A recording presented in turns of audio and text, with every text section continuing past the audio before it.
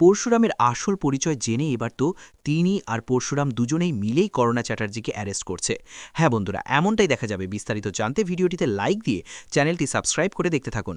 গল্পের শুরুতেই দেখা যাবে টোটে টিনি রেডি হয়ে শিবপ্রসাদকে সঙ্গে নিয়ে মুখার্জি বাড়িতে এসে সবাইকে বলতে থাকে, দেখো আমরা এসেছি। তখন দেখা যায় সবাই বলতে থাকে, টোটে টিনি তুই এসেছিস। তখন টোটে টিনির মা বলতে থাকে, মা তুই এসেছিস আর শিবের মাথায় জল ঢালতে যাবি না? তখন টোটে টিনি বলতে থাকে, হ্যাঁ মা অবশ্যই যাব। তুমি এত সুন্দর করে সেজেছো ওই লোকটার জন্য পুজো দিতে যাবে? ওই যে লোকটা সারাক্ষণ তোমাকে অপমান করে, তোমাকে নিজের কাছে টানে না, সে তার জন্য তুমি পুজো দেবে? তখন দেখা যায় এই কথাটা শুনে জিত রেগে যায় আর বলতে থাকে, মুখ সামলে কথা বল টোটে টিনি, উনি আমার দাদা আর তোর বাবা সম্পর্কে এরকম কথা বলতে তোর লজ্জা লাগছে না? তখন টোটে টিনি বলতে থাকে, মোটেও লজ্জা লাগছে না। লজ্জা লাগবে কেন? আমি তো যা বলছি সত্যিই বলছি, একটুও লজ্জা লাগছে না, এটাই তো ফ্যাক্ট, তাই না? তখন দেখা যায় এই কথা বললে তখন জিত বলতে থাকে, কিন্তু এই কথাগুলো বলাটা তো তোর ঠিক হচ্ছে না। এরপরে টোটে টিনি করুণা চ্যাটার্জিকে দেখে বলতে থাকে, এখানে তো আমার পরিবারের সবাই কথা বলছে, আনন্দ উল্লাস করছে, তবে আপনি এখানে কি করছেন মিস্টার করুণা চ্যাটার্জি?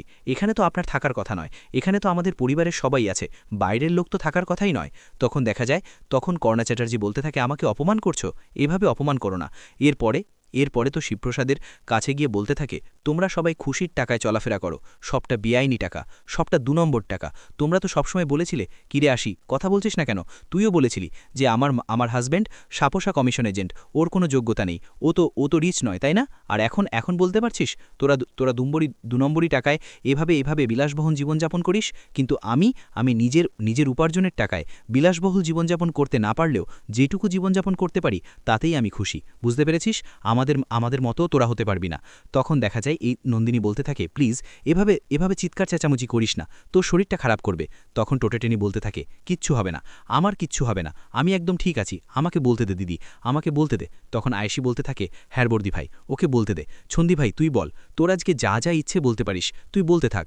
তখন দেখা যায় টোটেটেনি বলতে থাকে, হ্যাঁ আমি তো আজকে এখানে বলতেই এসেছি, আমি বলবো যতটুকু বলার প্রয়োজন হবে, যতটুকু বলতে পারবো আমি ততটুকুই বলবো। আজকে আমি সবাইকে চোখে আঙুল দিয়ে দেখিয়ে দেব যে তোমরা সবাই ক্রিমিনাল। তখন প্রার্থনা বলতে থাকে, এখানে তোর লেকচার শুনতে কেউ দাঁড়িয়ে নেই, বুঝতে পেরেছিস? অনেক কথা বলেছিস, আর কথা বলিস না। তখন প্রার্থনার কথা শুনে আরাধ্যের মা বলতে থাকে, হ্যাঁ ও তো ঠিকই বলছে, এখানে এত কথা বলতে তোকে কে বলেছে? এখানে কি কেউ তোকে ডেকেছে যে এখানে এসে এতটা কথা বলছিস? তখন টোটেটেনি বলতে থাকে, আমার মুখ আজকে কেউ বন্ধ করতে পারবে না, যতই অপমান করো, যতই কিছু করো, কিন্তু আমার মুখ আজকে তোমরা কেউ বন্ধ করতে পারবে না, বলেছি পারবে না। তখন দেখা যায় আরাধিয়াকে বলতে থাকে, আরাধিয়া তুই কেমন ছেলেকে বিয়ে করেছিস যে কিনা বাবার টাকায় এভাবে ক্রিমিনালগিরি করে বেড়ায়? আর দেখ আমাকে দেখ, আমি একটা মানুষকে বিয়ে করেছি যে কখনো অন্যায়ের সঙ্গে আপোষ করেনি। তখন দেখা যায় তখন টোটেটেনি আরও অনেক কথা বলতে থাকে। এটা দেখে টোটেটেনি মা খুশি হয়ে যায়। এরপরে আরাধিয়া বলতে থাকে, বাবা আমরা এখান থেকে চলে যাই, এখানে আমরা থাকবো না। এরপরে করুণা চ্যাটার্জিকে নিয়ে যখনই বেরিয়ে যাবে তখনই টোটেটেনি কাঁধে হাত দিয়ে বলতে থাকে, কোথায় যাচ্ছিস আরাধিয়া? এখানে থেকে যাবি না, এখনও তো অনেক কথা বাকি আছে, তাই না? কথাগুলো তোদের শুনে যেতে হবে, আমার স্বামীকে তোরা কতই না অপমান করেছিস। তখন শিবপ্রসাদ বলতে থাকে, প্লিজ টোটেটেনি, এখানে এসব বলার মানেটা কি? এখানে তুমি এসব বলছো কেন? চুপ করো। তখন দেখা যায় টোটেটেনি কাবিরকে বলতে থাকে, কি ব্যাপার মিস্টার কাবির চ্যাটার্জি, কথা বলছো না কেন? এরপরে কাবিরকে থাপ্পড় মেরে বলতে থাকে, অনেক হয়েছে, অনেক সহ্য করেছি, আর নয়, অনেক অপমান করেছো তোমরা আমার হাজব্যান্ডকে, কিন্তু আমি কখনো মুখ খুলে কথা বলিনি, কিন্তু এখন আর নয়, আমি এবার মুখ খুলব, তোমাদের সবার বিরুদ্ধে প্রতিবাদ করব। কোর্টে কেস উঠেছে তো সেই কেসটা তোমাদের নিয়েই আমি লড়ব, তোমাদের আমি কোর্টে অবশ্যই তুলব। এরপরে দেখা যায় টোটেটেনি বলতে থাকে, এতদিন তোমরা আমার হাজব্যান্ডকে অনেক অপমান করেছো, অনেক কিছু বলেছো, আমি কিছুই বলিনি, আমি সবটা সহ্য করে গেছি, কিন্তু আর নয়, কারণ আমার হাজব্যান্ডকে আমি জেনে গেছি, আমার হাজব্যান্ড সাপোসা কমিশন এজেন্ট নয়, আমার হাজব্যান্ড হচ্ছে স্পেশাল ব্রাঞ্চের দুহে হওয়া অফিসার পরশুরাম, এটা আমি জেনে গেছি। আমার হাজব্যান্ডের মতো তোমরা কেউ হতে পারবে না, তোমরা তো সবাই নিজেরা ক্রিমিনাল, এক একটা ক্রিমিনালি করে টাকা পয়সা রোজগার করো আর সেই টাকা দিয়ে এভাবে ফুর্তি করো। এই কথাগুলো শুনে অবাক হয়ে যায় পরশুরাম। এরপরে দেখা যায় করুণা চ্যাটার্জি সহ সবাই খুশি হয়ে যায় যে এখন টোটেটেনি আর পরশুরামের মধ্যে ঝামেলা হবে। ঠিক তখনই দেখা যায় টোটেটেনি বলতে থাকে, তুমি ভয় পেও না, আমি মোটেও রাগ করিনি, পোর্টের অধিকার করিনি, বরং আমি আরও গর্ববোধ করছি যে তুমি আমার স্বামী, আমি পরশুরামের স্ত্রী, আর আমি এটা নিয়ে অনেক অনেক গর্ববোধ করি। এটা নিয়ে আমি সবসময় গর্ববোধ করব যে লোকটা সারাক্ষণ আমাদের প্রোটেক্ট করে গেছে, আমার ছেলেকে, আমার মেয়েকে, আমাকে বাঁচিয়েছে, নিজেকে রক্ষা করেছে, তাকে আমি সবসময় গর্ব করি। এরপরে দেখা যায় টোটেটেনি পরশুরামকে বলতে থাকে, আমি তোমাকে কখনো ভুল বুঝব না, আমি কখনো তোমাকে এটা নিয়ে আঙুল তুলব না। আমি আরও খুশি হয়েছি, বিশ্বাস করো আমি খুশি হয়েছি। আমি চাই যে তুমি সারাটা জীবন এই পদে থেকে যাও। আর তুমি যে এভাবে আমাকে সবটা লুকিয়েছ, এটার জন্য আমার বিন্দুমাত্র অভিযোগ নেই। কারণ তুমি তো আমাকে ঠকাওনি, তুমি সবসময় তোমার কাজের ফাঁকে আমাকেও সময় দিয়েছ, আমাকে তো কোনো কিছুতে বাধা দাওনি, সবসময় তো তুমি আমার পাশেই থেকেছ। তবে আমি কেন তোমার দিকে আঙুল তুলব বলো? এরপরে দেখা যায় জিৎ মুখার্জি বলতে থাকে, পরশুরামও, তারপরও তুই কিছু বলবি না? তখন দেখা যায় টোটেটেনি বলতে থাকে, কেন কিছু বলবো? ও তো আর তোমাদের মতো ক্রিমিনাল নয় যে ওকে আমি ব্লেম দেব, তাই না? আর ও তো একজন অফিসার, ওর মতো সৎ অফিসার কে হতে পারে বলো? এরপরে দেখা যায় সবার সামনে পরশুরামকে জড়িয়ে ধরে টোটেটেনি। পরশুরামকে জড়িয়ে ধরে বলতে থাকে, আমি সারা জীবন তোমাকে এভাবে আঁকড়ে ধরে বাঁচতে চাই, কখনো আমাকে দূরে ঠেলে দিও না। তাই এই বলে টোটেটেনি সবার সামনে শিবপ্রসাদকে প্রণাম করে, আর প্রণাম করে বলতে থাকে, আমি সারা জীবন তোমাকে এভাবেই প্রণাম করে যাব, আমি কখনো তোমার থেকে দূরে যাব না, তোমাকেও দূরে যেতে দেব না। আমি সবসময় তোমার পাশেই থাকব, সবসময় তোমার কাছেই থাকব, কখনো দূরে যাব না। আর আমি এটার জন্য কখনো তোমার দিকে আঙুলও তুলব না, কখনো বলবো না যে তুমি আমাকে কিছু জানাওনি, তুমি আমাকে ঠকিয়েছ। কারণ তুমি তো আমাকে ঠকাওনি, তুমি সবসময় তোমার কাজের ফাঁকে আমাকেও সময় দিয়েছ, আমাকে তো কোনো কিছুতে বাধা দাওনি, সবসময় তো তুমি আমার পাশেই থেকেছ। তবে আমি কেন তোমার দিকে আঙুল তুলব বলো? এরপরে দেখা যায় জিৎ মুখার্জি বলতে থাকে, পরশুরামও, তারপরও তুই কিছু বলবি না? তখন দেখা যায় টোটেটেনি বলতে থাকে, কেন কিছু বলবো? ও তো আর তোমাদের মতো ক্রিমিনাল নয় যে ওকে আমি ব্লেম দেব, তাই না? আর ও তো একজন অফিসার, ওর মতো সৎ অফিসার কে হতে পারে বলো? এরপরে দেখা যায় সবার সামনে পরশুরামকে জড়িয়ে ধরে টোটেটেনি পরশুরামকে জড়িয়ে ধরে বলতে থাকে, আমি সারা জীবন তোমাকে এভাবে আঁকড়ে ধরে বাঁচতে চাই, কখনো আমাকে দূরে ঠেলে দিও না। তাই এই বলে টোটেটেনি সবার সামনে শিবপ্রসাদকে প্রণাম করে, আর প্রণাম করে বলতে থাকে, আমি সারা জীবন তোমাকে এভাবেই প্রণাম করে যাব, আমি কখনো তোমার থেকে দূরে যাব না, তোমাকেও দূরে যেতে দেব না। আমি সবসময় তোমার পাশেই থাকব, সবসময় তোমার কাছেই থাকব, কখনো দূরে যাব না। আর আমি এটার জন্য কখনো তোমার দিকে আঙুলও তুলব না, কখনো বলবো না যে তুমি আমাকে কিছু জানাওনি, তুমি আমাকে ঠকিয়েছ। কারণ তুমি তো আমাকে ঠকাওনি, তুমি সবসময় তোমার কাজের ফাঁকে আমাকেও সময় দিয়েছ, আমাকে তো কোনো কিছুতে বাধা দাওনি, সবসময় তো তুমি আমার পাশেই থেকেছ। তবে আমি কেন তোমার দিকে আঙুল তুলব বলো? এরপরে দেখা যায় জিৎ মুখার্জি বলতে থাকে, পরশুরামও, তারপরও তুই কিছু বলবি না? তখন দেখা যায় টোটেটেনি বলতে থাকে, কেন কিছু বলবো?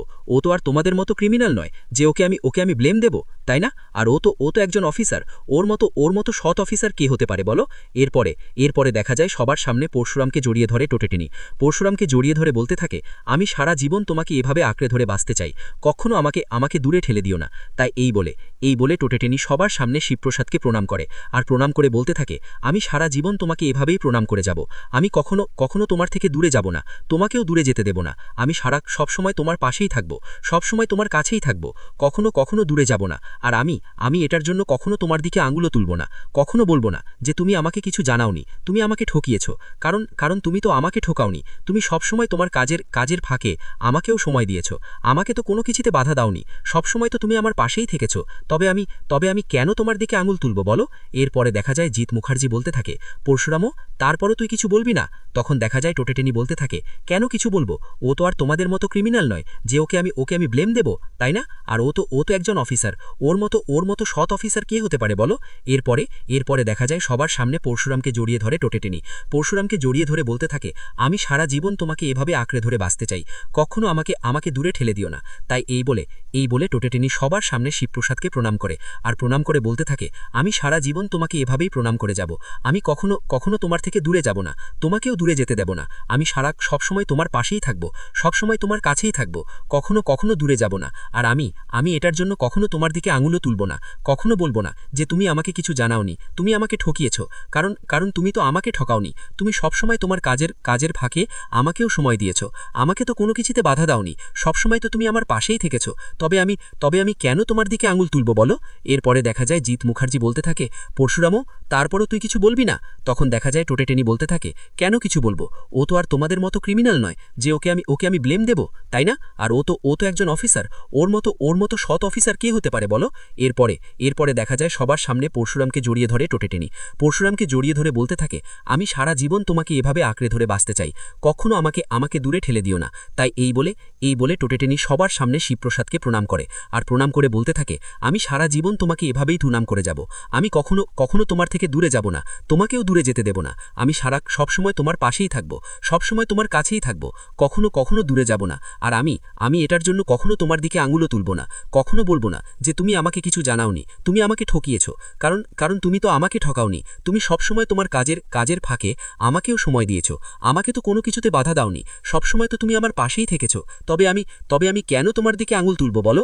এরপরে দেখা যায় জিৎ মুখার্জি বলতে থাকে, পরশুরামও, তারপরও তুই কিছু বলবি না? তখন দেখা যায় টোটেটেনি বলতে থাকে, কেন কিছু বলবো? ও তো আর তোমাদের মতো ক্রিমিনাল নয় যে ওকে আমি ব্লেম দেব, তাই না? আর ও তো একজন অফিসার। ওর মতো সৎ অফিসার কে হতে পারে বলো? এরপরে দেখা যায় সবার সামনে পরশুরামকে জড়িয়ে ধরে টোটেটেনি। পরশুরামকে জড়িয়ে ধরে বলতে থাকে, আমি সারা জীবন তোমাকে এভাবে আঁকড়ে ধরে বাঁচতে চাই, কখনো আমাকে দূরে ঠেলে দিও না। তাই এই বলে টোটেটেনি সবার সামনে শিবপ্রসাদকে প্রণাম করে, আর প্রণাম করে বলতে থাকে, আমি সারা জীবন তোমাকে এভাবেই প্রণাম করে যাব। আমি কখনো তোমার থেকে দূরে যাব না, তোমাকেও দূরে যেতে দেব না। আমি সবসময় তোমার পাশেই থাকব, সবসময় তোমার কাছেই থাকব, কখনো দূরে যাব না। আর আমি এটার জন্য কখনো তোমার দিকে আঙুলও তুলব না, কখনো বলবো না যে তুমি আমাকে